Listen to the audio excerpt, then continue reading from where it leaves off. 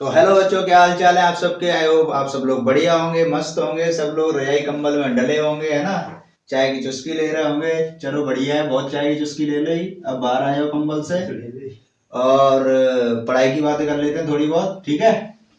चलिए, अब प्रैक्टिस का टाइम है और ये क्वेश्चन मैं आपके सामने लेकर आया हूँ। ये क्वेश्चन है आपका इकोनॉमिक्स से, है ना। चैप्टर है आपका मनी एंड क्रेडिट वाला, उसका क्वेश्चन है। तो आप सब लोग तैयार हो गए होंगे, है ना, पेन और कॉपी लेके। मैं ऐसा सोचता हूँ, क्योंकि मुझे नहीं मालूम आप लोग क्या कर रहे हो बैठे बैठे, क्या गुल खिला रहे हो कंबल के अंदर। आई डोंट नो, ठीक है। आप कुछ भी कर सकते हो कंबल के अंदर, बहुत कुछ हो सकता है। सोते सोते फोन चला सकते हो, वगैरह वगैरह वगैरह, ठीक है। Cheap and affordable credit is essential for the development of the nation justify. कि जो चीप और अफोर्डेबल क्रेडिट होता है, क्रेडिट मतलब क्या होता है, एक तरह से उधार लेना कहीं से, है ना, कर्ज लेना, एक तरीके से ऐसे कह सकते हैं। तो अगर कर्ज हमें सस्ता मिलेगा और अफोर्डेबल मिलेगा, मतलब दोनों बातें कहीं ना कहीं सिमिलर ही हैं। सस्ता और अफोर्डेबल एक ही बातें हैं, चीप एंड अफोर्डेबल, है ना। कि आपके जो बजट में हो, जो आपको सीटेबल हो, उसको बोलते हैं अफोर्डेबल, ठीक है।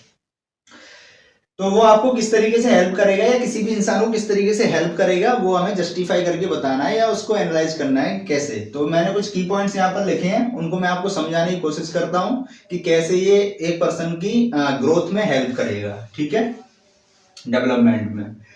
की पॉइंट क्या है, पहला, increase income. Cheap and affordable credit increase income of any person, है ना।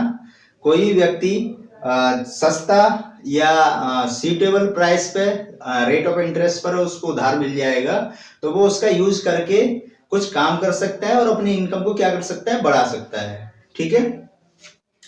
दूसरा, large number of people could borrow for different purpose.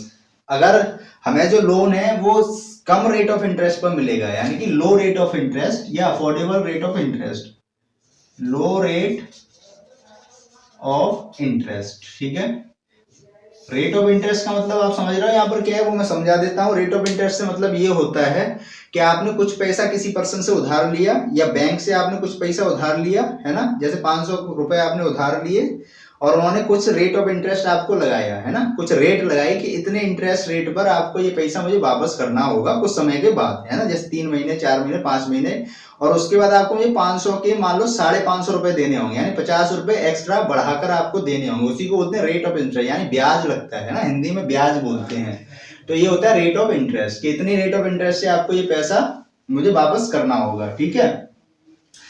तो दूसरा हो गया कि large number of people could borrow for different purpose. तो अगर चीप और अफोर्डेबल हो गया, सस्ते रेट्स पर मिल जाएगा हमको, है ना, तो ज्यादा से ज्यादा लोग ले पाएंगे, अलग अलग पर्पस के लिए ले पाएंगे, अपने अपने जो काम है, जो उद्देश्य है उनके, उनको वो पूरा कर पाएंगे।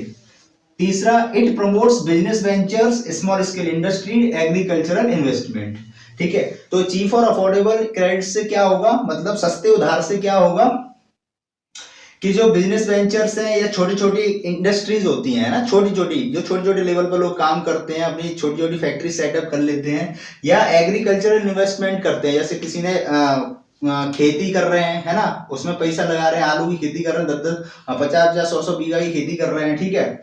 उसके लिए उन्हें बहुत सारी मशीनरीज लेके आनी है, टूल्स लेके आने हैं, तो एग्रीकल्चरल इन्वेस्टमेंट हो गया, ठीक है। तो उसको वो कर सकते हैं, है ना। जो छोटे फार्मर्स हैं वो लोन लेकर फसल उगा सकते हैं, और जब उनकी फसल अच्छे से हो जाए तो उससे जो पैसा आएगा उस फसल को बेचकर उस पर वो क्या कर सकते हैं, उस पैसे को फिर बाद में उसको वापस कर सकते हैं जिससे लिया है। तो इस तरीके से ये small scale industry, agriculture investment या जो छोटे छोटे वेंचर्स हैं उनको सहायता करता है।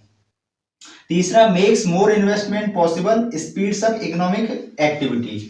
और चीप और अफोर्डेबल क्रेडिट से क्या होता है, लोग ज्यादा से ज्यादा इन्वेस्टमेंट करते हैं, भाई उनको लग रहा है कि भाई कम रेट ऑफ इंटरेस्ट पे पैसा मिल रहा है, ले लो यहाँ से और कुछ नया काम कर लेते हैं। तो इससे क्या होगा, इन्वेस्टमेंट बढ़ेगा किसी भी एरिया में या किसी भी फील्ड में, ठीक है। जिससे क्या होगा, हमारी जो इकोनॉमिक एक्टिविटी है वो बढ़ेगी और हमारी जो इकोनॉमिक ग्रोथ है कंट्री की वो भी ओवरऑल बढ़ेगी।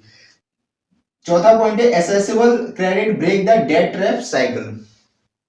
असेसेबल का मतलब होता है पहुंच, मतलब लोगों की सस्ते और सूटेबल क्रेडिट तक जो पहुंच हो जाती है ना, जिससे लोग आसानी से चीप एंड अफोर्डेबल क्रेडिट अपने पास ले पाते हैं, लोन ले पाते हैं, सॉरी, ठीक है, ऐसे बोल सकते हैं कि लोन ले पाते हैं। उससे क्या होता है, उनकी डेट साइकिल, डेट ट्रैप वाली साइकिल वो है कहीं ना कहीं टूट जाती है। डेट ट्रैप का मतलब होता है एक तरह से कर्ज मतलब कम रेट ऑफ इंटरेस्ट पर वो जब किसी से लोन लेंगे, बैंक से लेंगे या कहीं और से लेंगे, तो उससे क्या होगा, वो उससे कुछ इन्वेस्टमेंट करके कोई स्मॉल स्केल इंडस्ट्री सेटअप करके या फिर खेती करके कुछ भी करके अपना पैसा अर्न कर लेंगे और उसके बाद वो उसको वापस कर दें, जिससे क्या होगा, वो अपना कर्ज उतार सकें। तो इसको बोलते हैं डेट ट्रैप साइकिल, ठीक है। Can assist in obtain high quality educational resources, और किसमें हेल्प करता है चीप एंड अफोर्डेबल क्रेडिट, कि हम हाई क्वालिटी एजुकेशनल रिसोर्स भी क्या कर सकते हैं, एक्वायर कर सकते हैं, ले सकते हैं। हमारी जरूरत के हिसाब से जो भी चीजें हमें चाहिए अपने स्टैंडर्ड ऑफ लिविंग के लिए, हम वो चीजें ले सकते हैं, ठीक है। उससे हम जो चाहें, जो हमें सही लगे वो कर सकते हैं। तो इस तरीके से क्या है, ये मैंने 5 पॉइंट आपको बताया। 5 मार्क्स का क्वेश्चन है और इंपॉर्टेंट क्वेश्चन है, ये 5 मार्क्स का क्वेश्चन है और काफी इंपॉर्टेंट क्वेश्चन है आपका, ठीक है। तो इस तरीके से चीप एंड अफोर्डेबल क्रेडिट किसी भी पर्सन की जिंदगी में इस तरीके से मदद करता है, ठीक है।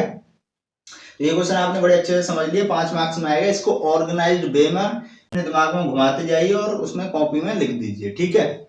अब हम लोग अगला क्वेश्चन देखते हैं। क्वेश्चन है सिविक्स का। Democracy stands much superior to any other forms of government in promoting dignity and freedom of the individual, analyse the statement.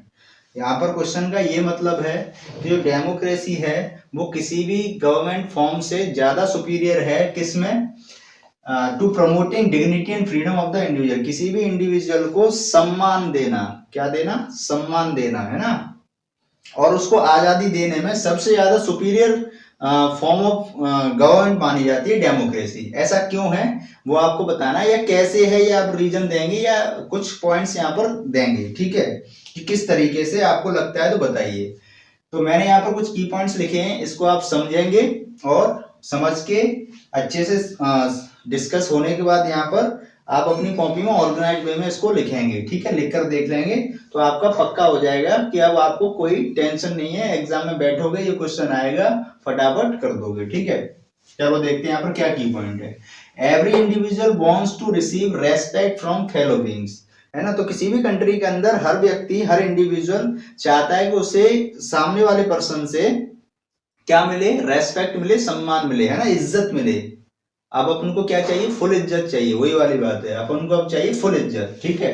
तो हर व्यक्ति इस संसार में, इस दुनिया में या किसी भी कंट्री में फुल इज्जत चाहता है कि सामने वाला व्यक्ति उसको सम्मान दे। दूसरा, और ये कहां पर पॉसिबल है, ये डेमोक्रेसी फॉर्म ऑफ गवर्नमेंट में ही पॉसिबल है, ठीक है। Respect and freedom is the basis of democracy, किसी की रेस्पेक्ट करना, उसको आजादी देना, ये किसकी बेसिस फॉर्म है, डेमोक्रेसी है। मतलब जो डेमोक्रेसी स्ट्रक्चर है, डेमोक्रेटिक स्ट्रक्चर है, वो इसी चीज पर टिका हुआ है, मतलब इसका बेस ही यही है, ठीक है।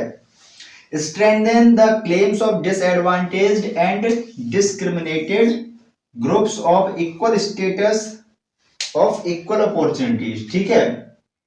क्या कह रहे हैं कि जो डिसएडवांटेज या डिस्क्रिमिनेटेड ग्रुप्स होते हैं उनके जो क्लेम्स होते हैं, क्लेम्स का मतलब होता है कोई भी कंप्लेन है या कोई भी वो दावा कर रहे हैं किसी चीज को लेकर, किस चीज को लेकर, कि उनको इक्वल स्टेटस मिलना चाहिए और इक्वल अपॉर्चुनिटी मिलनी चाहिए किसी भी फील्ड में, है ना, जहां पर और लोग भी हैं तो उनको भी वहां पर इक्वल अपॉर्चुनिटी दो और इक्वल स्टेटस दो। तो उनके क्लेम्स को क्या किया जाता है, स्ट्रेंथन, यानी कि उनके क्लेम्स को बड़ी मजबूती प्रदान की जाती है कि हाँ भाई आप भी हमारी कंट्री के अंदर एक सही स्थान रखते हो, जिसकी वजह से हमें आपको इक्वल स्टेटस और इक्वल अपॉर्चुनिटी प्रोवाइड करनी पड़ेगी या करनी चाहिए, ठीक है।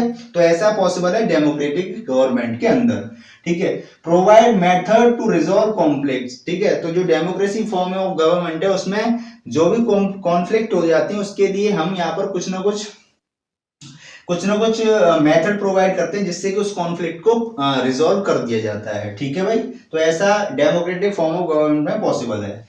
It saves the opinion of public. तो पब्लिक के जो भी ओपिनियन होते हैं उनको वो सेव देने का काम भी करती है। मतलब किसी की कोई राय है ना, तो उनकी राय प्रॉपर ली जाती है। वहाँ जिस भी एरिया के जो रिप्रेजेंटेटिव होते हैं वो अपने लोगों की बातों को सुनते हैं, उनके विचारों को सुनते हैं। उनके विचारों को सुनने के बाद वो मेंबर ऑफ पार्लियामेंट होते हैं, तो लोकसभा और राज्यसभा जहां भी वो होते हैं वहां पर उनकी बातों को विचारों को रखते हैं और उनकी बात पर गौर किया जाता है। अगर वो सही होता है तो आगे उन चीजों को ना देखा जाता है, उनको विचार किया जाता है। ठीक है, तो saves the opinion of public. ठीक है, तो ये क्वेश्चन था कि किस तरीके से जो डेमोक्रेसी है, डेमोक्रेटिक फॉर्म ऑफ गवर्नमेंट है, वो सुपीरियर है किसी भी फॉर्म ऑफ गवर्नमेंट से। ठीक है, डिग्निटी ऑफ फ्रीडम प्रोवाइड करने में किसी भी कंट्री के अंदर।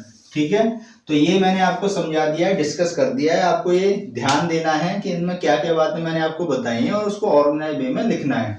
2 क्वेश्चन मैंने इस वीडियो के अंदर आपको डिस्कस करे हैं और दोनों ही क्वेश्चन 5-5 मार्क्स के हैं और अच्छे क्वेश्चन हैं। ठीक है, ये आप भी समझ रहे होंगे, बढ़िया क्वेश्चन समझाए हैं सर ने।